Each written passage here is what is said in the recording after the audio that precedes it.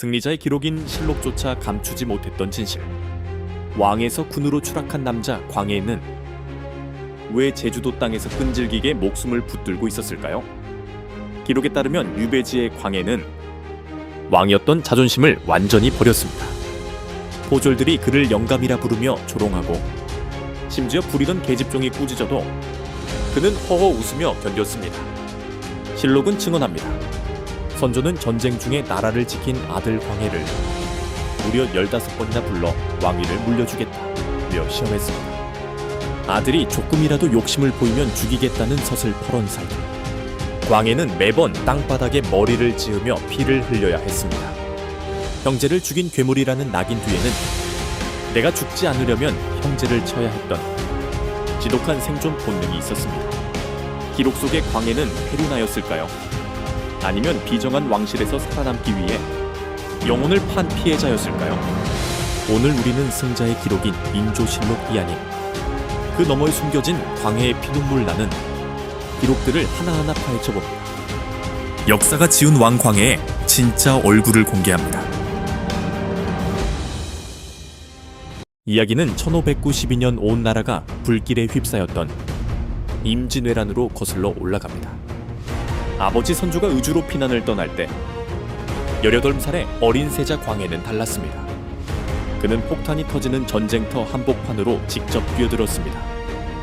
분조를 이끌며 백성들을 다독이고 의병들을 독려했죠. 당시 백성들에게 광해는 진정한 임금이었습니다. 선조보다 더 큰 사랑을 받았던 세자. 하지만 그 사랑이 오히려 독이 되었습니다. 아들의 인기를 질투한 아버지 선조의 차가운 눈초리 아래서 광해군은 무려 16년 동안이나 언제 죽을지 모른다는 공포 속에서 세자 시절을 버텨야 했습니다. 드디어 왕의 자리에 오른 광해. 하지만 그의 밤은 백성들의 생각만큼 화려하지 않았습니다. 기록에 따르면 광해군은 왕이 된 후 극심한 불면증에 시달렸다고 합니다. 누군가 자기를 해치려 한다는 공포, 그리고 서자 출신 세자라는 자격지심이 그를 평생 괴롭혔기 때문이죠. 그 불안함이 기록에 남긴 기묘한 흔적이 있습니다. 바로 궁궐 건축에 대한 집착입니다. 광해군은 임진왜란으로 불탄 경복궁을 뒤로하고 창덕궁, 경희궁, 심지어 안경궁까지 무려 5개의 궁궐을 짓거나 보수했습니다. 왜 그랬을까요? 단순한 사치를 부리기 위해서였을까요? 아닙니다. 당시 야세는 광해군이 직위 즉 땅의 기운에 비정상적으로 집착했다고 전합니다. 무속인들과 직관들의 말에 휘둘려 이곳에 궁을 지어야 왕권이 강화된다는 말을 믿고 백성들의 고열을 짜내어 공사를 강행한 것이죠. 심지어 기록에는 궁궐 구석구석에 나쁜 기운을 막는다는 명목으로 비밀스러운 부적을 숨겨두었다는 이야기도 전해집니다. 전쟁터에서는 그토록 용맹했던 세자가 왕이 된 후에는 왜 이토록 보이지 않는 기운과 미신에 매달려야 했을까요? 그것은 아마도 그가 짊어진 왕관의 무게가 한 인간이 감당하기엔 너무나 무거웠기 때문일지도 모릅니다. 하지만 여러분, 광해군이 단지 미신에 빠진 나약한 왕이었다면 오늘날 우리가 그를 외교의 천재라 부르지는 않았을 겁니다. 실록의 기록을 자세히 보면 놀라운 사실이 발견됩니다. 광해군은 당시 동북아시아 정세를 훤히 꿰뚫고 있었던 정보의 귀재였다는 점입니다. 당시 조정 대신들은 명나라는 부모의 나라이니 무조건 도와야 한다며 명분만 앞세웠습니다.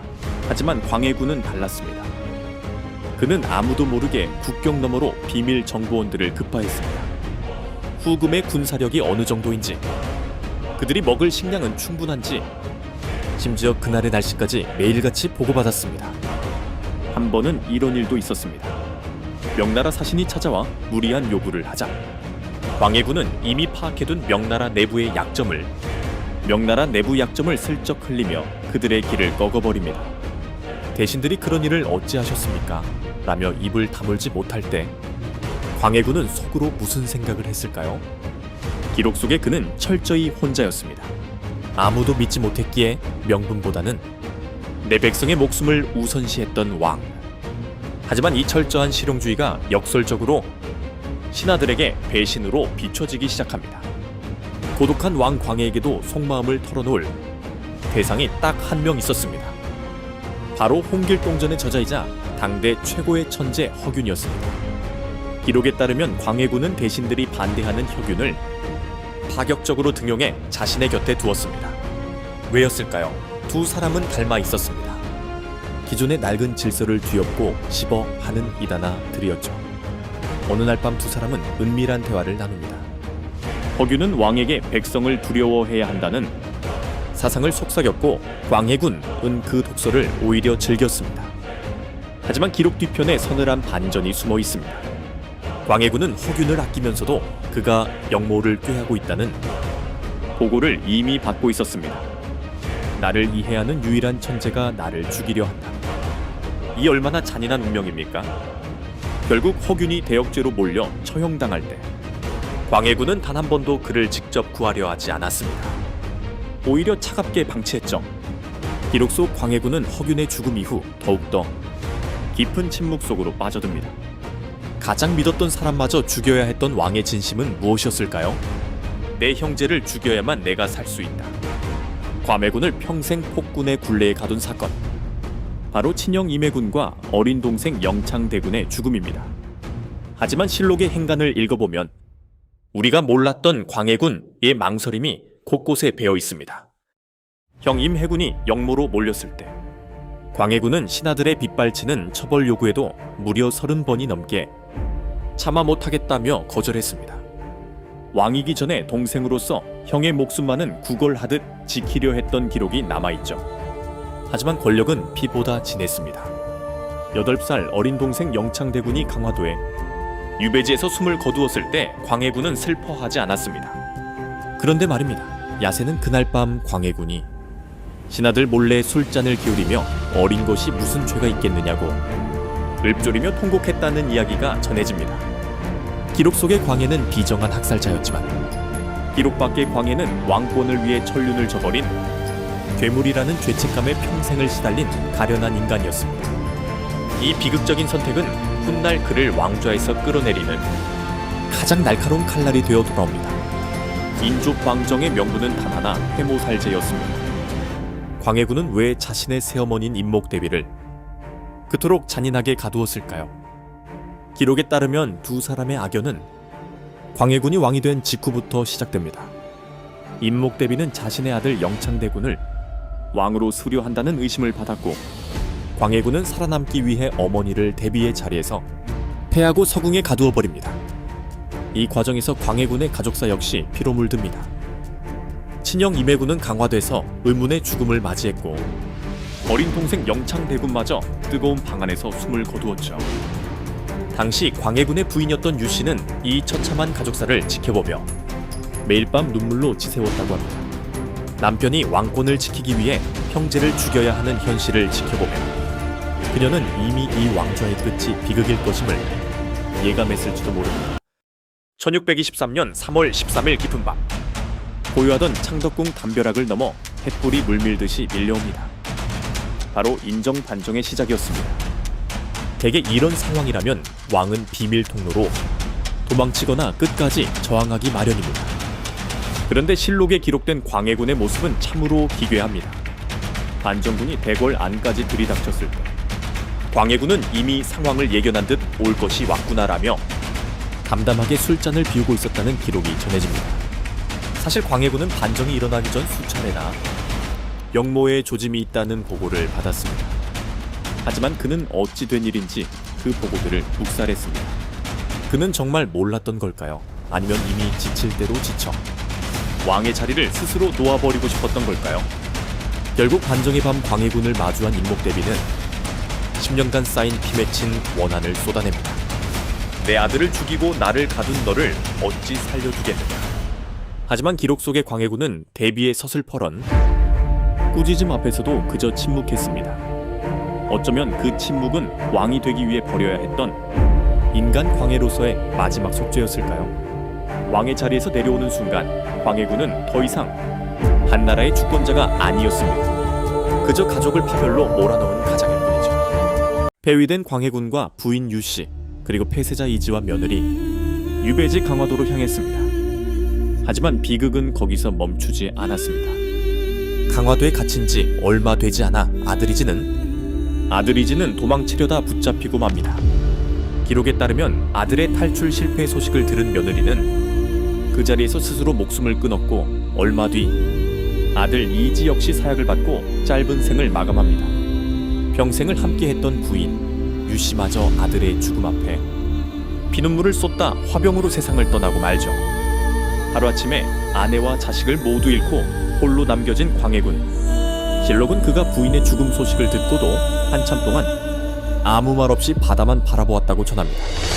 모든 권력을 쥐었을 때는 형제를 죽여서라도 지키려 했던 그 왕좌였건만 막상 그 자리를 잃고 나니 가장 소중한 아들조차 지키지 못한 평범한 사내의 통곡만 강화도의 찬바람에 섞여 들릴 뿐이었습니다.